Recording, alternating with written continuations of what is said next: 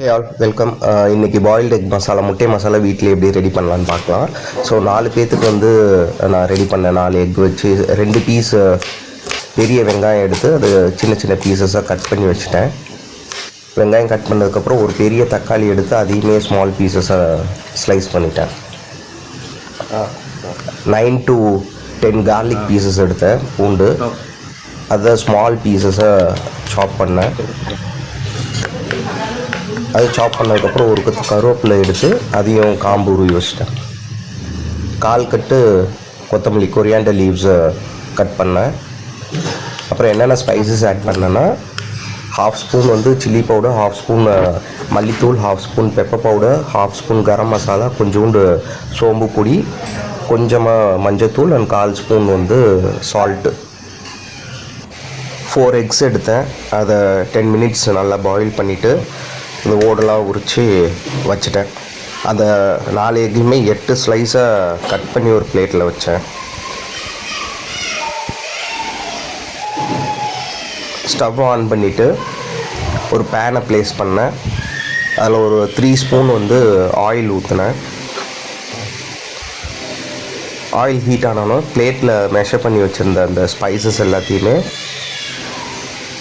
அதில் போட்டு ஹீட் பண்ணேன். ஒரு மசாலா ரெடி ஆனதுக்கப்புறம் அந்த ஆயிலோடு மிக்ஸ் ஆனதுக்கப்புறம் அந்த 8 ஸ்லைசஸ் எக்கையுமே அந்த மசாலா மேலே ப்ளேஸ் பண்ணிட்டேன். இந்த மாதிரி அந்த எல்லோ வந்து அடியில் இருக்க மாதிரி ப்ளேஸ் பண்ணேன். ஃபஸ்ட்டு மசாலா எல்லாமே அதில் ஊறணும் அப்படின்ட்டு ஒரு 5 மினிட்ஸ் நல்லா அந்த மசாலாலே ஊறிச்சு. இந்த ஹீட்டில் 5 மினிட்ஸ் ஆனோன்னா அதை எல்லாத்தையும் திருப்பி போட்டேன். அதர் சைடு ஃப்ரை ஆகணும் அப்படின்ட்டு. அது திருப்பும்போது அந்த எல்லோலாம் வெளியே வந்துக்கிட்டே இருந்துச்சு. அது கொஞ்சம் கஷ்டமாக இருந்துச்சு. இந்த சைடு வந்து ஒரு 5 மினிட்ஸ் மசாலாவில் ஊறிச்சு. மீடியம் ஃப்ளேம்லேயே வச்சுருந்தேன். அப்புறம் எல்லாத்தையுமே ஒரு பிளேட்டில் ட்ரான்ஸ்ஃபர் பண்ணிட்டேன். எல்லாமே இப்போ அதிகமாக அந்த எல்லோலாம் உடஞ்சிக்கிட்டே இருந்துச்சு. பட் மேனேஜ் பண்ணி எடுத்து வச்சிட்டேன். கடாய் ஒன்று வச்சேன். அகைன் 2 ஸ்பூன் ஆயில் ஊற்றினேன். ஏற்கனவே இந்த எக்கு ஃப்ரை பண்ணி வச்சுருந்த அந்த மசாலா அந்த பேனில் இருந்துச்சு. அதையுமே இந்த ஆயிலோடு மிக்ஸ் பண்ணேன். கொஞ்சோண்டு சோம்பு, கொஞ்சம் சீரகம், கொஞ்சம் கடுகு, வெந்தயம் இது எல்லாத்தையும் போட்டு தாளித்தேன்.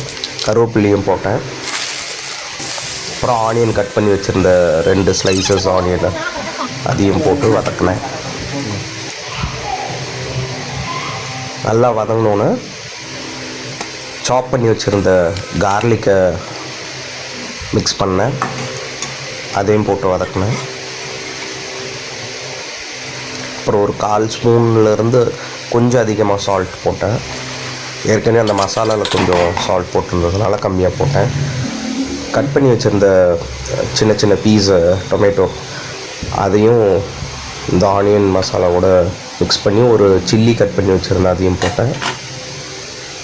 இதை ரெண்டுத்தையும் ஆனியனோட மிக்ஸ் பண்ணி வதக்கிட்டு இருந்தேன். ஒரு 5 மினிட்ஸ் வதங்கிட்டு இருந்துச்சு. மீன்மேல் இன்னொரு தக்காளி எடுத்து மிக்சியில் போட்டு அதை கிரைண்ட் பண்ணேன். அப்புறம் அந்த ஜூஸையும் இந்த மசாலாவோட மிக்ஸ் பண்ணேன். ட்ரையாக இல்லாமல் கொஞ்சம் கிரேவியாக வேணும்ட்டு இதையும் மிக்ஸ் பண்ணிவிட்டு ஒரு 2 to 3 மினிட்ஸ் ஹீட் பண்ணேன். அப்புறம் chilli powder 1/2 spoon, mutton masala நல்லாயிருக்கும்னு சொன்னாங்க, அதுக்கு டேஸ்ட்டாக இருக்கும். அது ஒரு 1/2 ஸ்பூன் போட்டேன். ஒரு 1/4 ஸ்பூன் வந்து டர்மரிக் பவுடர் போட்டேன், மஞ்சத்தூள். எல்லாமே சக்தி பிராண்டு தான் நாங்கள் யூஸ் பண்ணுவோம். அதான் டேஸ்ட்டாக இருக்கும். அதை போட்டுட்டு ஆல்மோஸ்ட் மசாலா ரெடி. இப்போ அந்த ஃப்ரை பண்ணி வச்சுருந்த 8 ஸ்லைசஸ் ஆஃப் எக்கை வந்து அந்த மசாலாவில் டிப் பண்ணேன்.